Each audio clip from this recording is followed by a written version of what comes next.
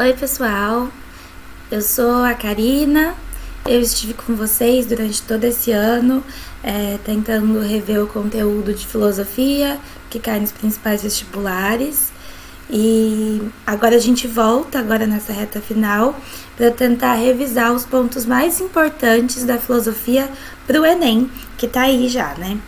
Então agora a gente vai eu vou tentar explicar para vocês mecanismos que me ajudaram a consolidar melhor a matéria para poder fazer as provas agora nesse finalzinho. Então a proposta para essa aula de hoje é fazer um resumo dos principais ramos filosóficos. A gente estudou detalhadamente eles durante o ano e agora eu vou lembrando algumas partes que eu sei que caem mais na prova pela minha vivência, mas de maneira bem mais concisa. Então é importante que vocês tentem voltar no conteúdo durante o ano inteiro que eu e a Maria Cecília passamos para vocês, e porque essa revisão ela é bem superficial, mas para dar segurança para vocês na hora da prova e vocês conseguirem perceber os pontos mais importantes, os teóricos que mais caem, as correntes de pensamento mais recorrentes, tá bom? Então assim, pessoal, como a gente viu, a gente conseguiu ver a maior parte dos teóricos, todos os que caem em todas as provas. Só que nessa parte final a gente pode ficar meio confuso, pode achar que está esquecendo algum teórico, pode achar que está esquecendo algum ponto muito importante. Então, quando eu estava no cursinho, eu busquei dividir os pensadores da filosofia de alguma forma. E eu fui ver que, na verdade, essa divisão ela é uma divisão que realmente existe. Durante o cursinho, meu professor passava a filosofia pra gente de maneira cronológica, que é uma divisão possível. Então, eu coloquei aqui para vocês essa divisão cronológica, que é a que a gente viu aqui também no cursinho. Filosofia antiga, que são os filósofos da Grécia Antiga, a filosofia medieval, a filosofia moderna e a filosofia contemporânea, que vem até os dias atuais. Os filósofos mais contemporâneos, mais próximos da gente, a gente não costuma ver muito, não caem tanto no vestibular. No vestibular da UFO cai mais, mas nos grandes vestibulares, não caem tanto. E além dessa divisão cronológica, também tem a divisão temática, que é uma divisão que a gente vai tentando alocar de acordo com o que os teóricos mais falam. E aí existem muitas divisões em relação a isso. Tem a divisão da epistemologia, tem a divisão da metafísica, política, ética, lógica, ontologia, né, que é o estudo do ser, religião, ciência, estética. Umas caem mais e outras caem menos. Umas têm mais teóricos e outras têm menos teóricos. Então, essas divisões elas estão aqui mais para facilitar o nosso aprendizado, principalmente a temática, porque a gente viu, por exemplo, que Aristóteles ele fala de basicamente todos esses temas.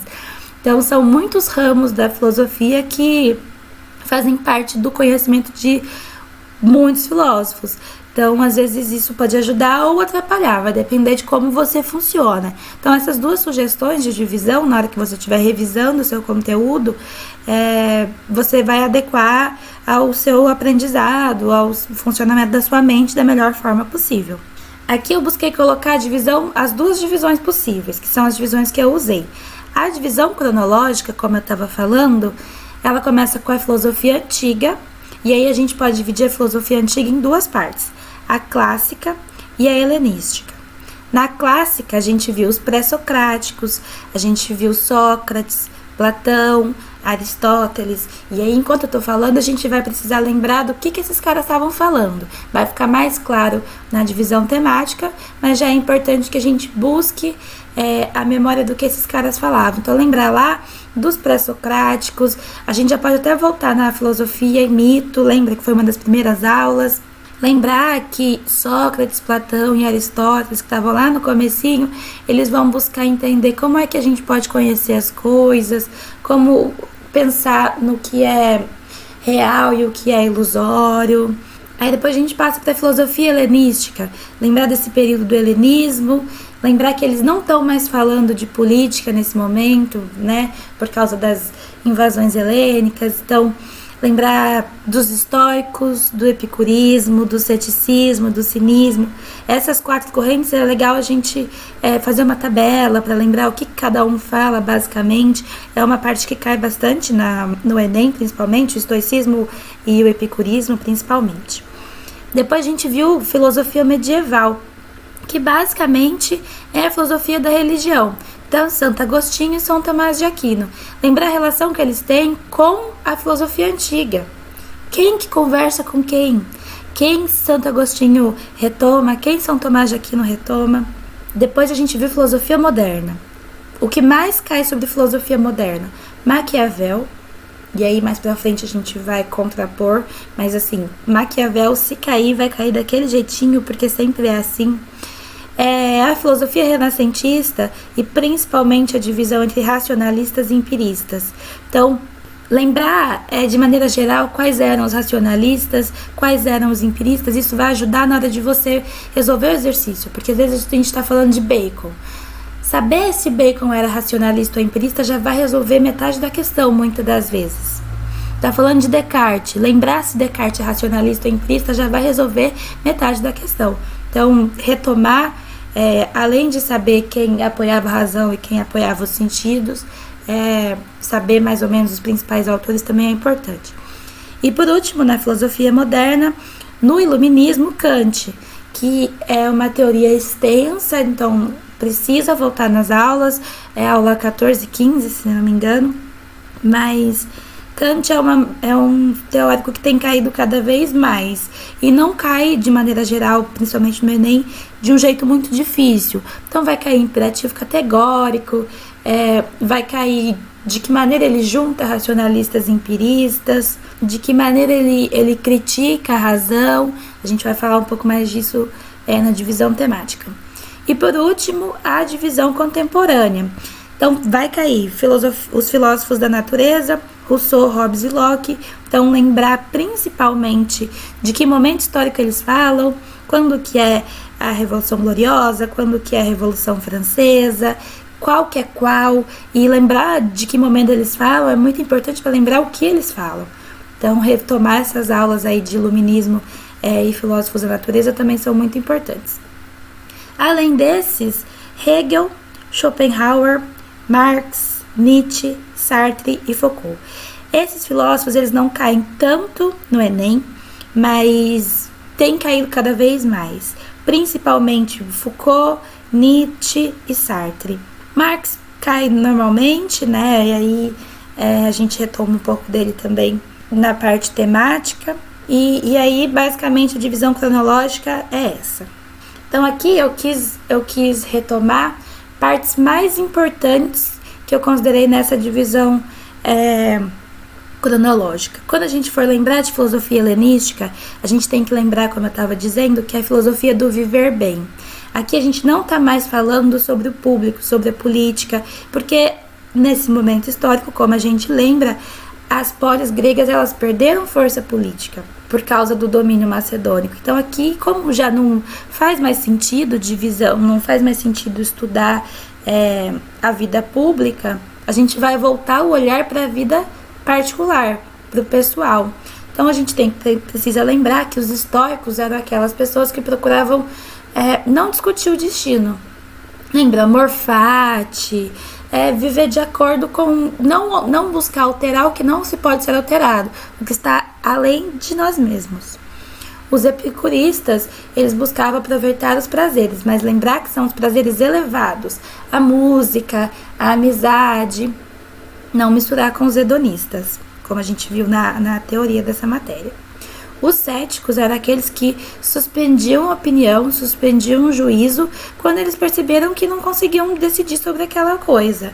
E os cínicos eram aqueles que desprezavam convenções e desprezavam regras. Dos filósofos da natureza, que também é uma teoria que cai bastante no vestibular do Enem. A gente tem que lembrar que eles também eram chamados de contratualistas, e lembrar que eles também eram chamados de contratualistas é muito importante porque a gente pensa e retoma a ideia do contrato social, que é a única coisa que unia esses três filósofos. Eles teorizaram sobre a origem desse contrato. teorizar sobre a natureza desse acordo que permitiu a passagem dos indivíduos do estado da natureza, que é o estado antes da civilização, para o estado civilizacional. Também é importante lembrar que eles discordavam. Então, como eu disse, a única coisa que unia esses caras era esse pensamento deles sobre como a gente era no estado de natureza.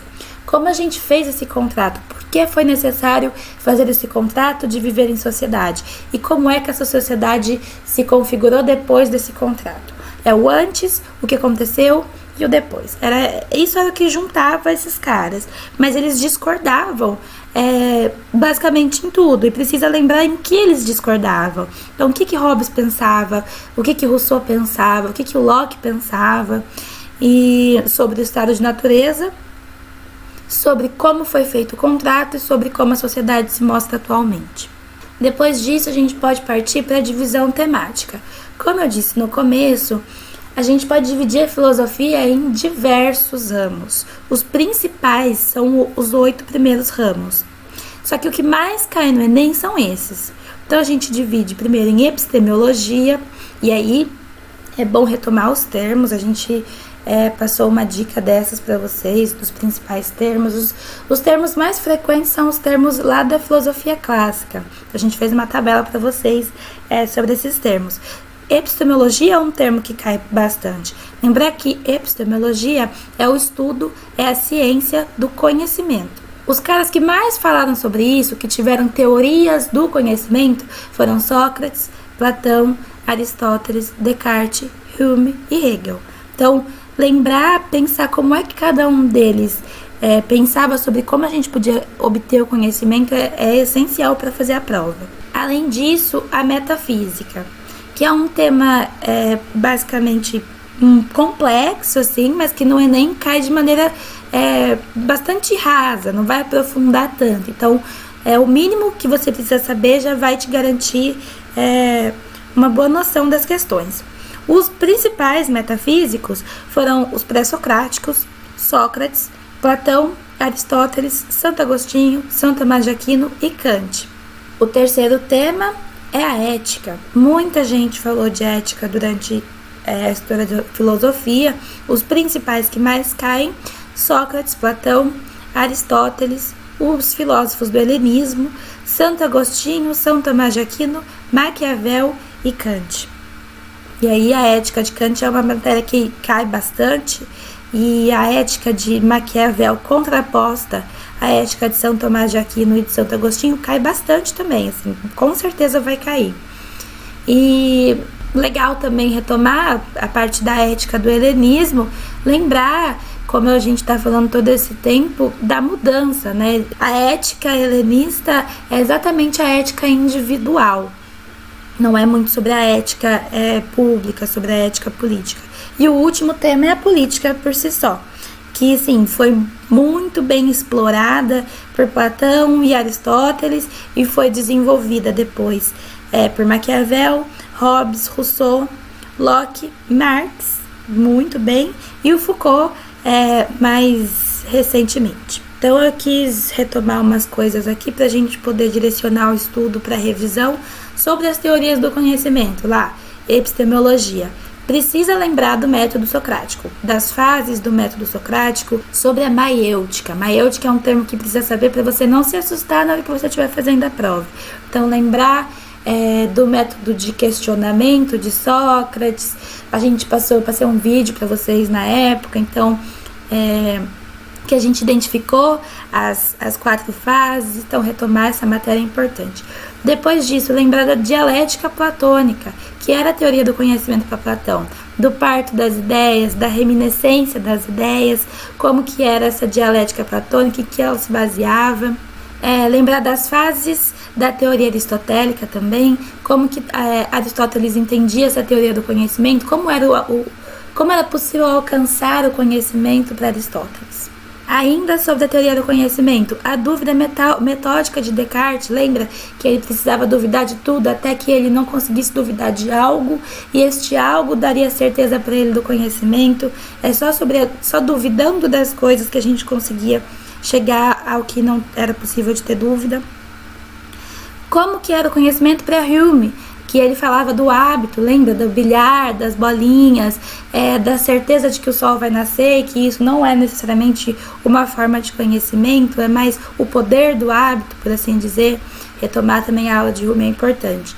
E a tese, antítese e síntese de Hegel, né? Que é a dialética hegeliana. E aí é uma parte importante lembrar que dialética, esse termo, ele tem vários significados para cada um dos filósofos. Ela é diferente para Platão, ela é diferente para Sócrates, ela é diferente para Hegel, ela é muito diferente para Marx. Então, não colocar todos os conceitos de dialética no mesmo potinho, né? Depois, metafísica. Então, lá no comecinho, Parmênides e Heráclito.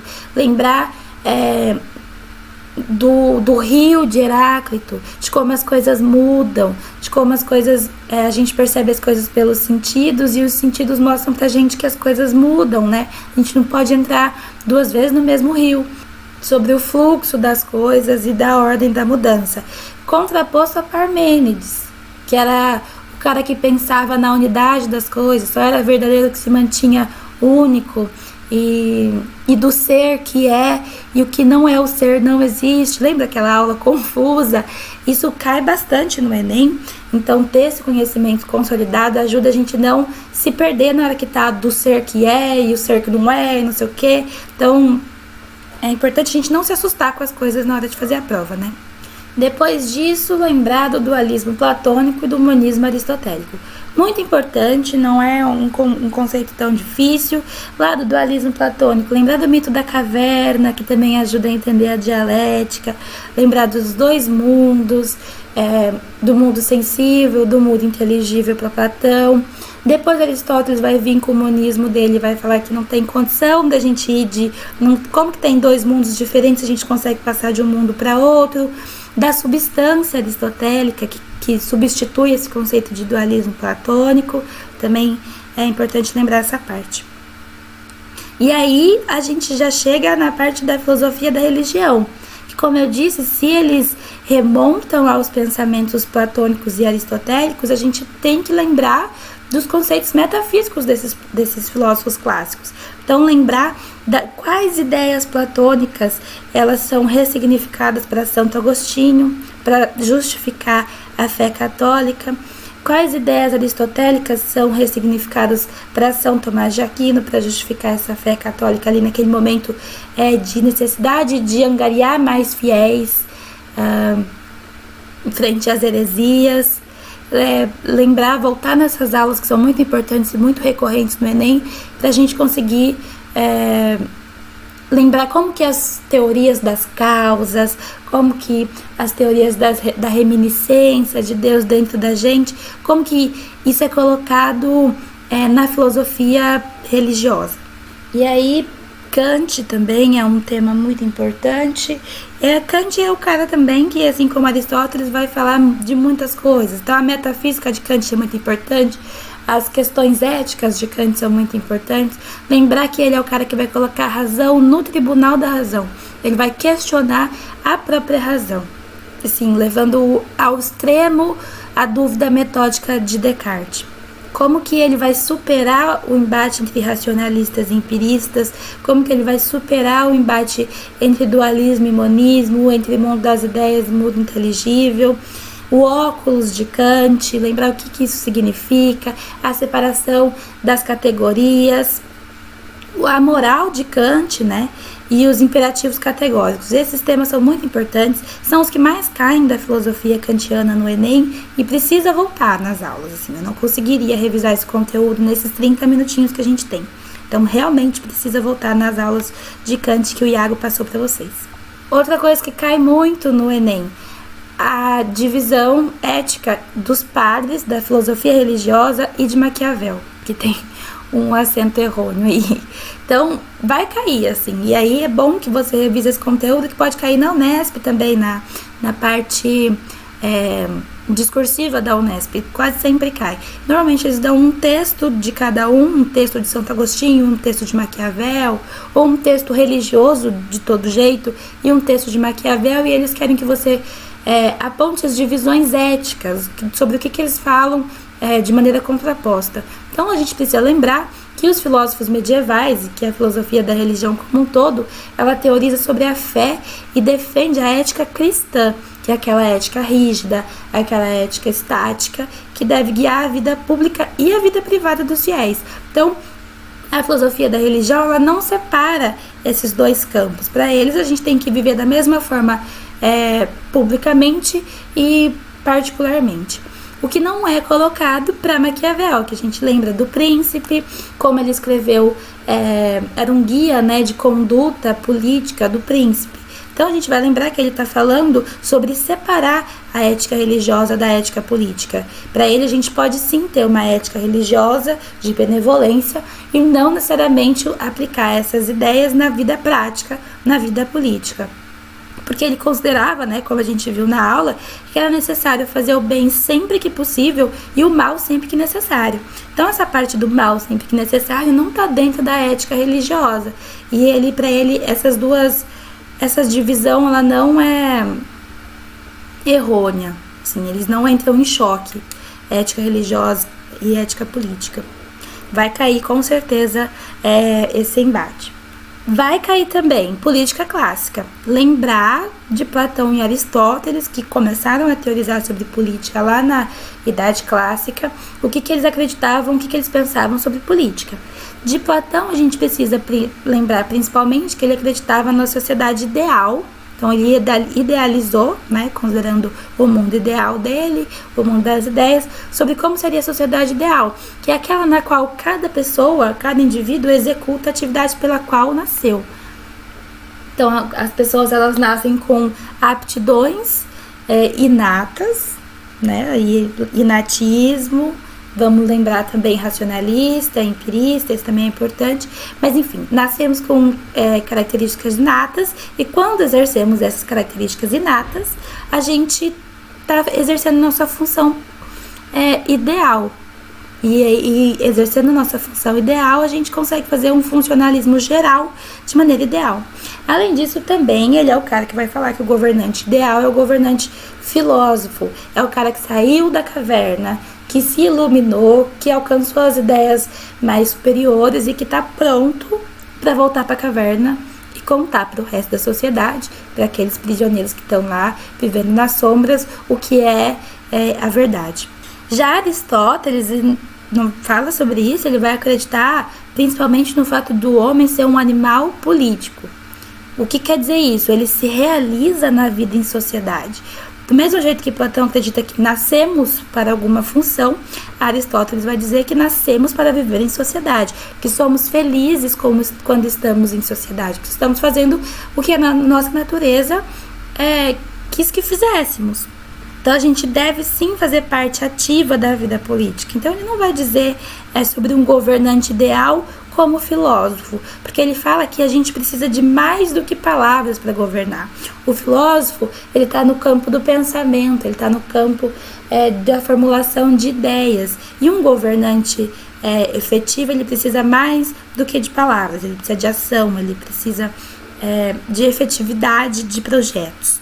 Por fim, filosofia contemporânea é um tema vasto, então a gente eu falei de vários filósofos lá que caem mais, quis focar em dois aqui principais, do Schopenhauer primeiro, o livro que na aula a gente dividiu, né, a teoria dele na sua produção principal, que é o mundo como vontade e representação. Essa aula ela tá bem detalhada, então é legal voltar. Então a gente tem que lembrar que o mundo para Schopenhauer, ele é um produto das nossas representações. Essas representações, elas são produzidas pelos nossos sentidos e guiadas pela nossa vontade. Então, lembrar do valor dos sentidos e o valor da nossa vontade genuína para como a gente entende, para como a gente percebe o mundo, é importante para o Schopenhauer. Assim, além de lembrar que ele é pessimista e essas coisas que vêm mais na mente rapidamente. E por fim, Marx, né, que a Maria Cecília deu uma aula incrível de todo o conteúdo dele. Então, eu coloquei aqui algumas frases para ir despertando em vocês as ligações entre elas. Lembrar o que Marx dizia sobre a posse das forças produtivas, o que eram as forças produtivas para ele. como que se configurava o modo de produção capitalista dentro da posse dessas forças produtivas, o que ele pensava, né, em linhas gerais, sobre esse modo de produção capitalista, como que esse modo de produção configurava as relações de produção dentro deles, e aí a gente lembra da exploração do trabalho, da mais-valia, da alienação da produção, né, que foi muito bem colocada pela CSI. E aí o que ele dizia sobre superar este modo de produção capitalista, né? A necessidade de superar, para superar essas relações de produção que diminuíam o indivíduo, que supervalorizavam os donos dos meios de produção e inferiorizaram aqueles que vendiam a sua força de trabalho. Então, a superação do capitalismo e aí a revolução do proletariado, a ditadura do proletariado. Então, Marx vai cair, provavelmente também, não só no Enem, como em outras provas. E aí, gente, por fim, eu quis deixar aqui um lembretezinho para vocês de coisas que para mim eram importantes na hora de fazer a prova. Porque o conteúdo eu tenho certeza que a maioria de vocês tem, todo mundo que conseguiu separar um tempinho para filosofia, todo mundo que conseguiu organizar um caderno, organizar as ideias na cabeça da melhor forma possível, tem o conteúdo consolidado. A gente precisa só lembrar de pontos chaves, assim. Então, ler com atenção a referência do texto. Durante o ano eu busquei fazer isso quando a gente estava resolvendo os exercícios. Primeira coisa que a gente precisa ler é de quem aquele texto é. Quando a gente está lendo um texto que tem 5 linhas, a gente olha lá embaixo e vê que é de Santo Agostinho, a gente já separa na cabeça de que a gente está falando, a gente já limita as possibilidades de resposta para aquele exercício. E numa prova que tem 90 questões, é importante a gente ter esse momento de liberação de ideias, sabe? Para facilitar, para otimizar o tempo de resposta. Então, além disso, né, além da gente ver primeiro as referências do texto, para ver quem está falando, quando foi escrito, que livro que é, qual obra que se refere, se atentar ao enunciado e aos comandos que são dados, né, principalmente nas questões dissertativas, mas assim, de maneira geral, atentar ao enunciado. Então a gente vai primeiro ler de quem é esse texto, depois a gente vai para o enunciado, vai saber do que esse texto está falando. Ele está falando exatamente sobre o texto, essa questão quer saber do texto, essa questão quer saber do conteúdo no geral. Porque muitas vezes o filósofo está falando de várias coisas, só que o texto está direcionando apenas para um conteúdo. Então a gente precisa entender exatamente o que aquele enunciado quer. E nisso a gente já vai afunilando as possibilidades, otimizando o tempo, esclarecendo as ideias, antes de você ter que, sabe, pegar um apanhado geral de tudo que você estudou no ano inteiro e concentrar ali. Outro ponto importante é realizar a leitura direcionada do texto, né? De acordo com o que o enunciado está pedindo. Então, se a gente já sabe de quem é esse texto, já sabe que período da filosofia esse texto está falando, e já sabe o que o enunciado quer, vai olhar direto no texto. O enunciado está querendo que a gente contraponha os dois filósofos. Você já vai para o texto grifando o que tem de diferente entre eles. A gente está querendo otimizar essa prova, está querendo fazer isso rápido para ir para as próximas questões, porque a filosofia do Enem, ela não é necessariamente difícil. Tem umas questões mais elaboradas do que outras, só que ela não é necessariamente a prova que você tem que perder tempo, porque ainda tem história para você fazer, tem geografia para você fazer, e enfim, muita matéria para você direcionar seu tempo. Então, a filosofia é a hora que a gente tem que economizar tempo, principalmente numa prova tão extensa quanto o Enem. E assim, por último, é manter a calma, né, meu? Você estudou durante todo esse ano, anos anteriores, e eu acho que você está muito preparado, e você precisa saber que você está muito preparado, lembrar de todo o esforço que você teve durante 2020 para fazer essa prova, que foi um ano difícil para todo mundo. Isso também é importante lembrar, não foi difícil só para você, não foi só você que teve dificuldade, e então tá todo mundo lá buscando, e você precisa manter a calma nesse momento que infelizmente muitas vezes decisivo, né? Mas era isso, a gente teve muito pouquinho tempo para fazer essa revisão. Eu espero que tenha sido bom, pelo menos para vocês pensarem sobre quais são os pontos mais importantes, para vocês filtrarem as ideias, relembrarem, eu não lembrava de racionalista e empirista. Então você já vai lá nas aulas, volta, assiste esse vídeo, qualquer coisa manda mensagem, tô sempre por aqui, pode escrever aqui embaixo, me encontra de algum jeito. E eu desejo do fundo do meu coração ótimas provas para vocês, um bom Enem, todos os vestibulares que vocês forem fazer aí durante esse período, já devem estar fazendo, né? Desejo muita paz no coração, muita tranquilidade, muita força, porque eu sei que essa prova é um teste de resistência, muito esclarecimento, muita clareza de ideias, e leva um lanchinho gostosinho, um melzinho, uma águazinha, máscara, álcool em gel, e muita boa prova mesmo, que vocês consigam ser capazes de colocar em prática todo o conhecimento que vocês adquiriram durante esse ano, não só na filosofia, mas em todas as disciplinas, tá bom? Vão em paz fazer a prova e a gente se vê por aí. Um beijo pra vocês.